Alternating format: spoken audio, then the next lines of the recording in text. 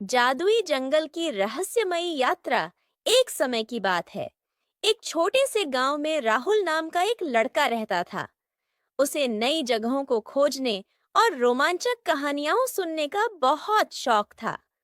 एक दिन जब वह जंगल में तितलियों का पीछा कर रहा था, तो अचानक उसे एक सुनहरी रोशनी दिखी।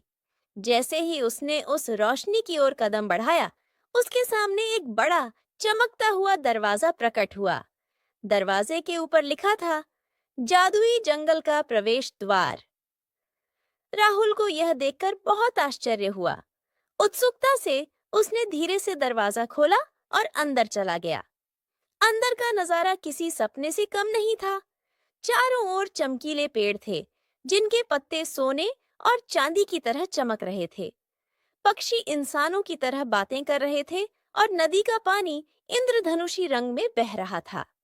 अचानक राहुल के सामने एक छोटा हरे रंग का बौना खड़ा हो गया।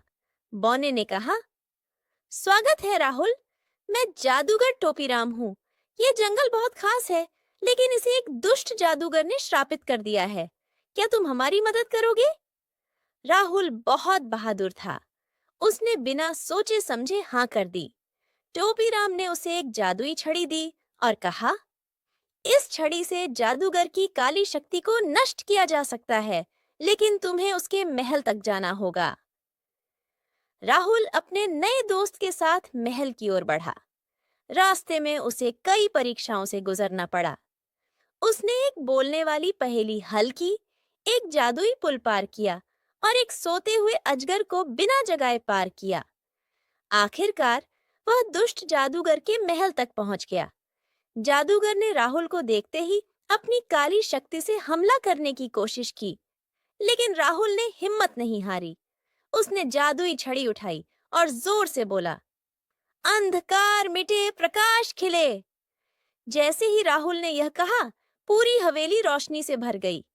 जादूगर की काली शक्तियां समाप्त हो गईं और वह धुएं में बदलकर गायब हो गया।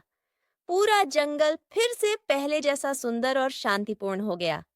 जंगल के सभी जीवों ने खुशी मनाई और राहुल को धन्यवाद दिया।